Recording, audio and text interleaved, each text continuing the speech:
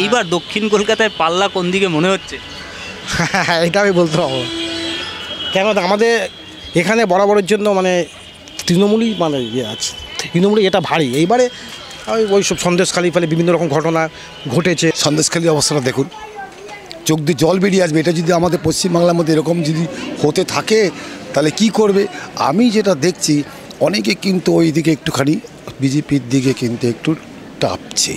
তাই দেবশ্রী দাঁড়াক আর হচ্ছে রূপশ্রী দাঁড়াক, মানুষ তার নিজের প্রার্থীকে সংসদের ভেতরে তার হয়ে যে কথা বলতে পারে বেছে নেবে। মা পাবে হাজার, ছেলে মেয়ে থাকবে বেকার। গত 5 বছর ধরে এখানের যারা এমপি, আমরা কোনোদিন আমরা এই ঢাকুরিয়ায় থাকি, দক্ষিণ কলকাতারই অংশ, আজ অব্দি এমপিকে দেখতে পাইনি। নমস্কার, আপনারা দেখছেন হাউ দ্য ইন্ডিপেন্ডেন্ট মিডিয়া, সঙ্গে আমি সুমিত। এই মুহূর্তে রয়েছি দক্ষিণ কলকাতার। আমরা চলে এসেছি ঠিক দক্ষিণ কলকাতার হাওয়া বুঝতে।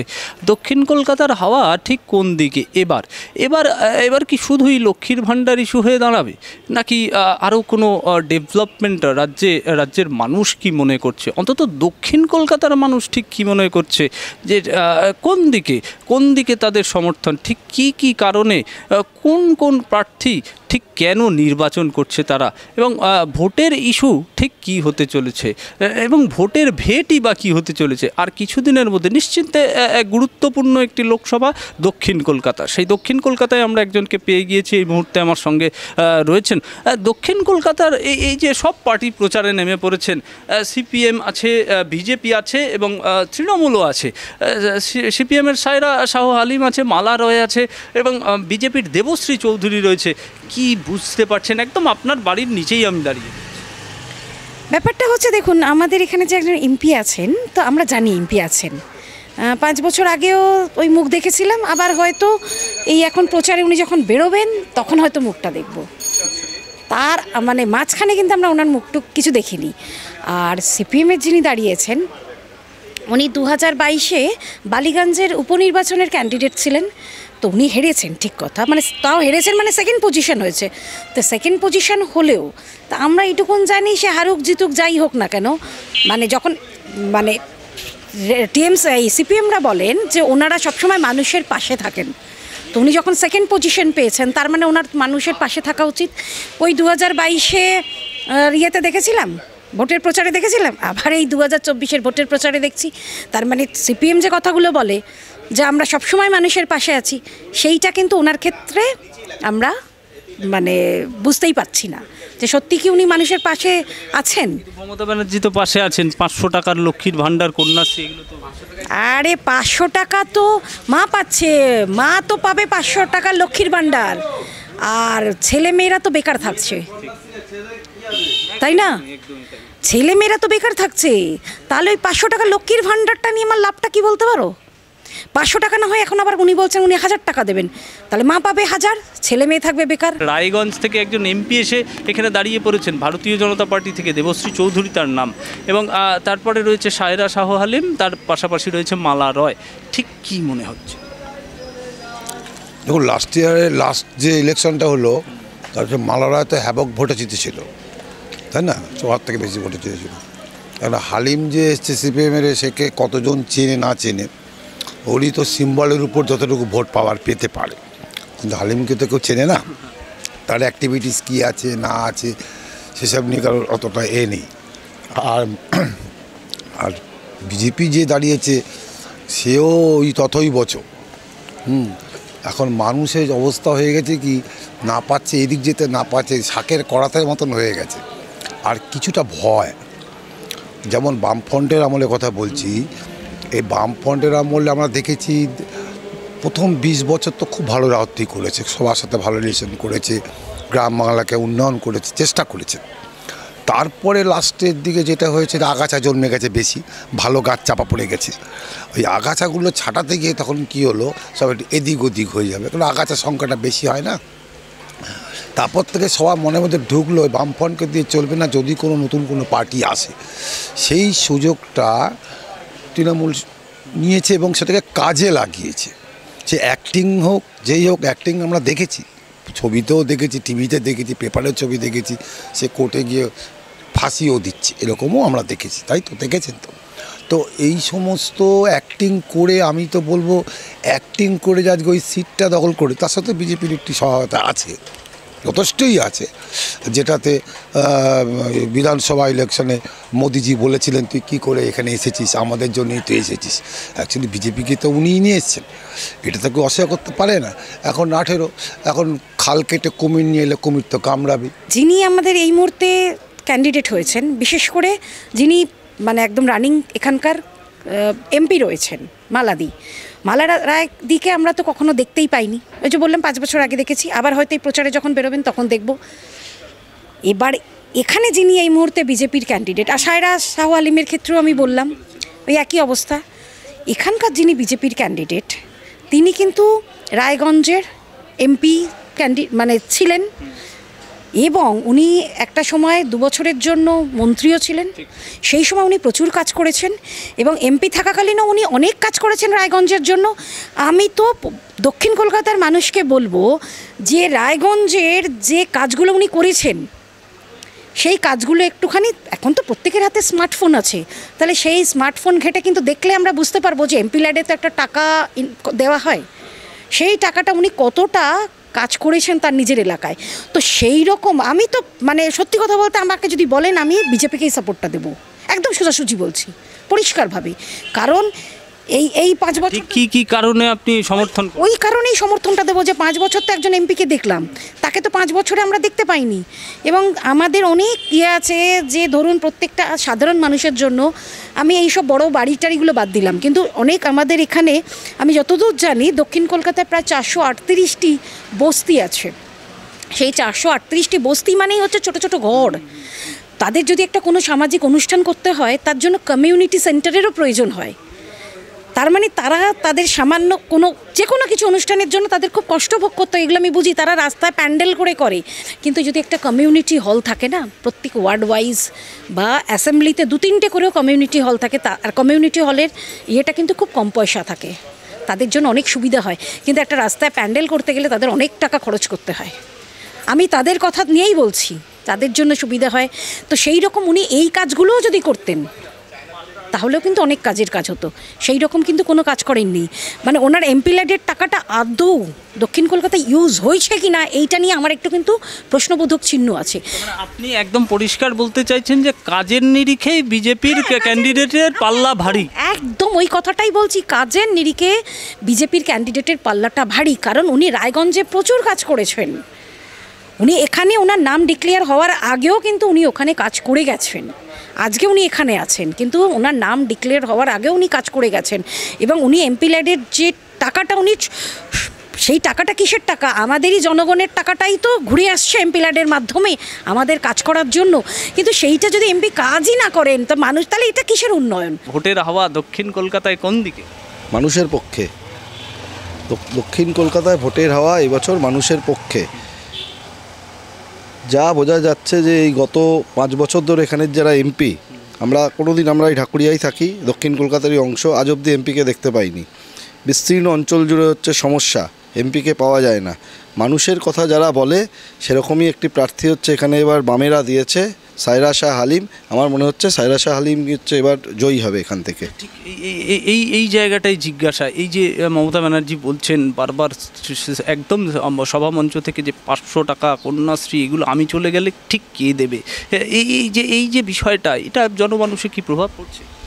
মমতা ব্যানার্জি প্রথমত টাকা দিচ্ছেন না, সরকার টাকা দিচ্ছেন। সরকার আমার আপনার পয়সায় চলে। তা মমতা ব্যানার্জির মতো হচ্ছে নেতা নেত্রী আসে যায়, সরকার থেকে যায়, মানুষ থেকে যায়, সরকারের পলিসি থেকে যায়। যে টাকা মমতা ব্যানার্জি ঘোষণা করেছে পরবর্তীতে যে সরকার আসবে মানুষকে রিলিফ দেবে, সেই টাকা আরও বাড়াতে হবে। সাধারণ মানুষের চাহিদা তো অনেক বেশি, সেই টাকাকে বাড়াতে হবে। আর সবথেকে বড় কথা, সভামঞ্চ থেকে মমতা ব্যানার্জি যা ঘোষণা করছে মানুষের টাকা নিয়েই হচ্ছে ঘোষণা করছে। তার এই টাকা মানুষের, মমতা ব্যানার্জি তো চলেই যাবে স্বাভাবিকভাবে। উনি এত টাকা লুট করেছেন, এত লোক রাস্তায় বসে আছে প্রতিদিন, চাকরি পাচ্ছে না, তো উনি থাকার ওনার কোনো অধিকারই নেই। উনি হচ্ছে ইলেকট্রাল বন্ডের মাধ্যমে টাকা খেয়েছে। কেভেন্টার্স যে মেট্রো ডেয়ারিকে কিনে নিয়েছে তার থেকে টাকা উনি খেয়েছেন, আর হচ্ছে বাচ্চার দুধের টাকা বাড়ছে।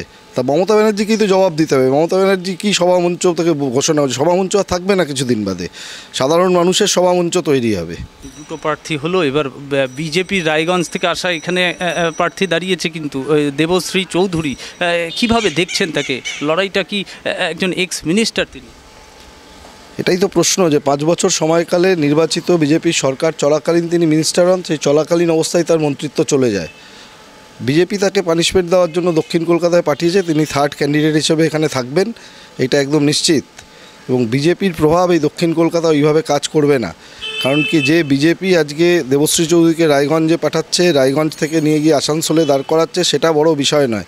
বিষয় হচ্ছে মানুষের 5 বছরের রুটি রুজি লড়াইয়ের প্রশ্নে গোটা দেশের সরকার কি করেছে, এটা খুব গুরুত্বপূর্ণ। ইলেকট্রাল বন্ডে বিজেপি টাকা খেয়েছে, আর সাধারণ মানুষ, আম আদমি, তার হচ্ছে দুর্গতির অ্যাক্সেস, ওষুধের দাম বাড়ছে, মানুষের পেনশন, ক্ষুদ্র আমানত, তার উপর ঋণ কমছে। বিজেপি নীরব দর্শকের ভূমিকা পালন করেছে। বিজেপি হচ্ছে রাম মন্দিরের জন্য বাজেটে টাকা বরাদ্দ করেছে, জাতীয় শিক্ষানীতি, জাতীয় স্বাস্থ্যনীতিতে টাকা বরাদ্দ হয়নি। সেই জন্যই দেবশ্রী চৌধুরী দ্বারা, আর হচ্ছে সুকান্ত ধরি মজুমদার কি ওদের নেতা আছে দ্বারা, তারও পরাজয় নিশ্চিত। বিজেপি কেন্দ্রে ফিরছে না, 220-র বেশি আসন পাবে না। বিজেপির অর্থমন্ত্রী, তার বর হচ্ছে গতকাল প্রেস কনফারেন্স করে বলে দিয়েছে, আমরা বলছি না, একদম এটা প্রকাশিত এবং এটা প্রমাণিত সত্য, দিনের আলোর মতো প্রমাণিত সত্য। বিজেপি প্রচার করছে যে বামেরা পশ্চিমবাংলায় শূন্য, ভারতবর্ষে 7টা রাজ্যে বিজেপি শূন্য। এই ব্যাখ্যা কে দেবে? বিজেপি বলছে আপকি বার 400 পার, আর আমরা বলছি যে প্রথম ফেজের যে ইলেকশন 68-তে শূন্য পাবে, তাহলে হিসেব মিলছে না। ওগুলো সবই জুমলা। তাই দেবশ্রী দাঁড়াক আর হচ্ছে রূপশ্রী দাঁড়াক, মানুষ তার নিজের প্রার্থীকে সংসদের ভেতরে তার হয়ে যে কথা বলতে পারে বেছে নেবে। আমি তো ওই জন্যই একদম 100% শিওর হয়ে বলছি যে ওনার পাল্লাটা এই কারণেই ভারী, এবং আমি নিজেও ওনাকে এই কাজের নিরিখেই ভোটটা দেবো যে উনি রায়গঞ্জে যদি কাজ করেন, তার মানে দক্ষিণ কলকাতাতেও এই রকম একজন এমপি পেলে দক্ষিণ কলকাতার মানুষ উপকৃত হবেন, কারণ তারা কাজটা পাবে, তারা সেই পরিষেবাটা পাবে। মানুষ কি চায়? মানুষ পরিষেবা চায়। সন্দেশখালী পশ্চিমবঙ্গের জনগণ দেখে নিয়েছে, সন্দেশখালী জবাব দিয়ে দেবে। দক্ষিণ কলকাতায় এর ছাপ পড়বে, আর দেখতে পাবেন 4 তারিখের রেজাল্টে। কিন্তু একেবারেই তো সেদিকে যাচ্ছেন না। মুখ্যমন্ত্রী বলছেন আমি না থাকলে কে দেবে? কোনটা?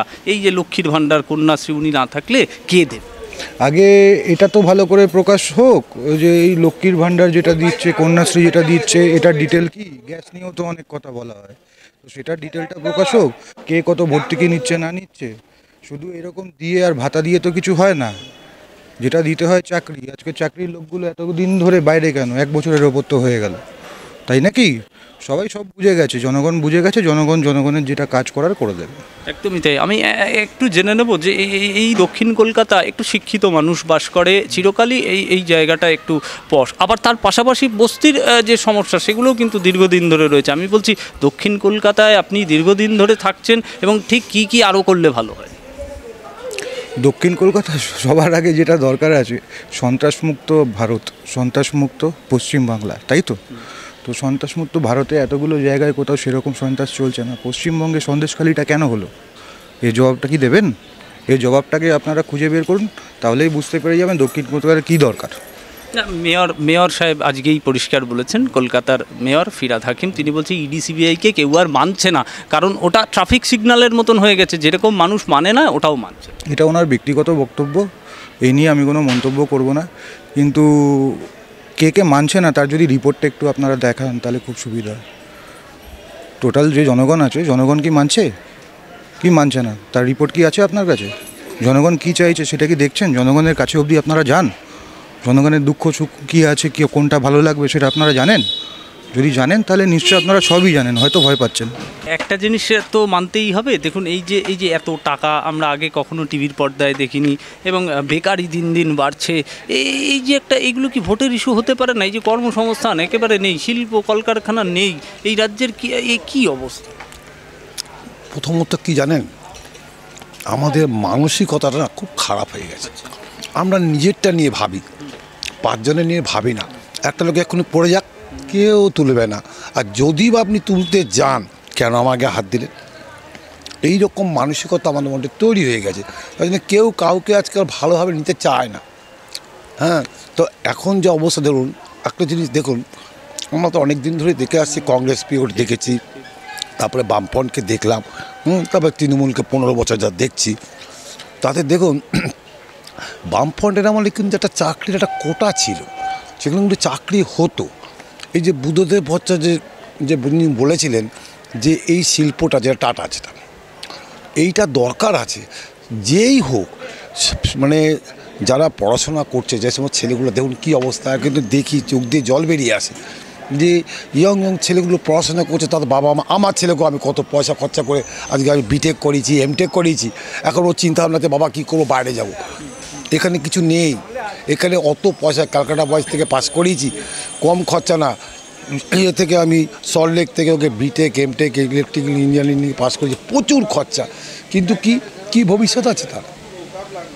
তো এখানে কি ভবিষ্যৎ আছে? চাকরি কিছু আছে?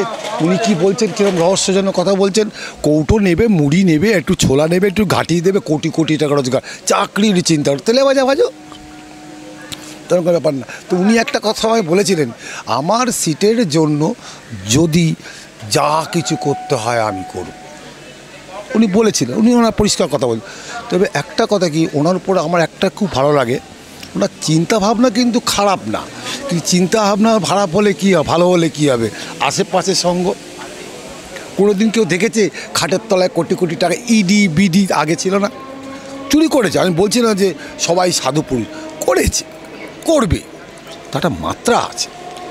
মানুষকে দেখো, সাধারণ মানুষ খেতে পায় না, হ্যাঁ, তাদের যে কী অবস্থা দিনকাল চলে। আমি একটু গরিবদের সাথে একটু মিশি, যেখানে যাই একটু গরিবদের সাথে, তোরা কেমন আছিস তারা আমাকে একটু ভালোবাসে, দাদা দাদা করে, কাকু কাকু করে, তোরা কেমনভাবে চলিস আমাকে একটু বলতো, আমি তো পারি না। বাজারে 1000 টাকা নিয়ে ঢুকলে 1000 টাকা এক পয়সা ফেরত আসে না, বাকি বুকি রাখতে হয়। তাহলে এরা কি করে চলছে, তো সেটাও তো আমাদের একটু লক্ষ্য রাখতে হবে। সেইটার ধ্যান কিন্তু কারণ নেই, তারা ওই পলিটিক্স নিয়ে পড়ে আছে, এই কত এই আর 6টা দল মারবি, ওই করবি সেই করবি, সব করছে, কিন্তু বাস্তবতে সাধারণ মানুষের পাশে দাঁড়িয়ে তাদের কি অসুবিধে সেইটা দেখার জন্য। আপনি বলুন, এই যে 500 টাকা করে যে এই দিচ্ছে, ওই করছে সেই করছে, যাই করুক না কেন, 500 1000 কী হবে, এটা লোকে বোঝে না, এরা তো বোঝে না, এদেরকে তো ওইভাবে আটকে রেখে দিয়েছে যাতে জনগণ তাদের তাগে না ওঠে, বউরা ঠিক থাকলেই ঠিক, 1000 টাকা পাচ্ছি ব্যাস।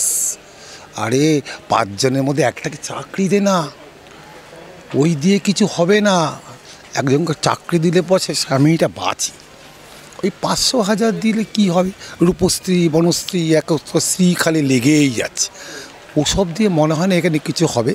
তবে বিজেপি ছাড়বে না, বামফ্রন্ট কতটা কী করতে হবে সেই সুযোগটা এরা যেমন নিয়েছে, বামফ্রন্ট পারছে না, অতটা ফেস করতে পারছে না, কিন্তু আমি তাদেরকেও জিজ্ঞেস করি, আমার সাথে সবার সাথে হাওয়া আছে দক্ষিণ কলকাতায় বিজেপি। আমি বলছি শুনুন, ভয়, আপনি কিছু বলতে যাবেন, ভয়, আমার চশমার দোকান, কথা বলছি, ডিসপুট থাকতে পারে, আপনার চশমা আপনি দেখতে নাও পেতে পারেন, আপনি তখন আমাকে বলতে পারেন যে দেখো অসুবিধা আছে, আমি করে দেবো, আবার এটা আমার দরকার, আপনি দেখতে না পান, পয়সা দিয়ে করছেন তো। একটা রিপেয়ারিং করতে দিয়েছিলাম, কথা তৃণমূলের কথা বলছি, রিপেয়ারিং করতে দিয়েছে, সেই রিপেয়ারিংটা নিতে এসে 7 মাস 8 মাস পর আমি তাকে বলেছিলাম হবে না, কিন্তু সে এমন একজনকে, এখানকার লোক নাম বলবো না, নিয়ে এসে সে তার গলা মানে পিএইচডি করা আর কি, গালাগালি খিস্তিতে পিএইচডি করা আছে। তো আমি তো পারি না, আমি গালাগালি, আমি শালাও মুখ দিয়ে কম বেরোয় আমার মুখ দিয়ে, হ্যাঁ, কারণ ছোটোবেলাতে বাবা আমাকে শিক্ষাটা পাইনি, কারণ আমার বাড়িতে গালাগালি সমস্ত ছিল না।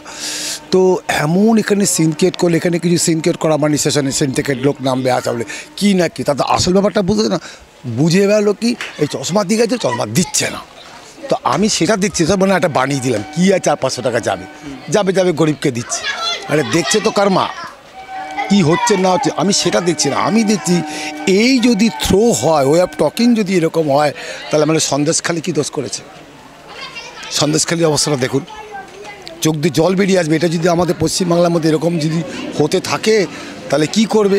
আমি যেটা দেখছি অনেকে কিন্তু ওই দিকে একটুখানি বিজেপির দিকে কিন্তু একটু টাপছে, যেহেতু তাহলে বামফ্রন্ট হবে না, তাহলে একটাই ওর অপোনেন্ট হতে পারে বিজেপিকে কিন্তু আস্তে আস্তে অনেকে নিতে চাইছে। আর ট্রেনে করে যখন যায় সবাই তো ফ্ল্যাগ নিয়ে, হ্যাঁ জয় শ্রীরাম জয় শ্রীরাম, অফিসে যাওয়ার জন্য এখান থেকে নামে অনেকে জয় শ্রীরাম জয় শ্রী, ইচ্ছাকৃত বলে যাতে কেউ পিছনে লাগে কিনা।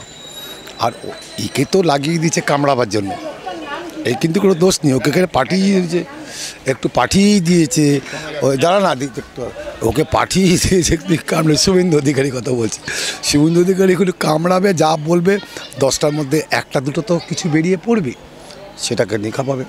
পলিটিক্স কিছু করার নেই। এখন সেই ক্ষেত্রে বিজেপি মনে হচ্ছে এরা পশ্চিমবাংলা বেশ কিছু 18টার জায়গায় যদি 25টা 26টা 30টা মতো নিয়ে নিতে পারে তাহলে কিন্তু অসুবিধা আছে। এই ভোট আসলে সবাই একটু প্রতিশ্রুতি দিয়ে যায়, এরপরে আর দেখা যায় না। আমি বলছি এই অভিযোগ কি এখানে? এই অভিযোগ এখানে খুব একটা নেই, এখানে ঠিক মোটামুটি হয়, কাজ হয়। আমাদের যে আছে কাউন্সিলর আছে, কাউন্সিলর না, এটা তো এমপি ভোট। আমি এমপি ভোট তো, হ্যাঁ এমপি ভোটে হয়, আমাদের কাজ হয় মোটামুটি, মানে খুব একটা হয়, খারাপ হয় না। প্রতিশ্রুতি যেটা যায় সেটা করে, কার্যকরী করে। সরকারি সুবিধা পান কিছু? সরকারি সুবিধা আমি কিছু পাই না, আমরা কিছু পাই না। ওই বউ লক্ষ্মীর ভাণ্ডার এটা পায়, আর অন্য কোনো পাই না। এই যে দোকান, এই যে মহিলাদের প্রায় অলংকার যেগুলো আমরা দেখতে পাচ্ছি, সেই এই অলংকার এগুলো করে দিন চলে? হ্যাঁ, আমরা এগুলো নিজেরাই তৈরি করে মানে বিক্রি করে কিছুটা থাকে, আর যেগুলো কিনে নিয়ে আসি খুব একটা লাভ থাকে না। নিজেরা তৈরি করি 20 টাকা 25 টাকা করে লাভ থাকে এক একটা জিনিসের। ভোটের বাজার একেবারে শুরু হয়ে গেছে, সরগরম, সব পার্টি নেমে পড়েছে। এইবার দক্ষিণ কলকাতায় পাল্লা কোন দিকে মনে হচ্ছে?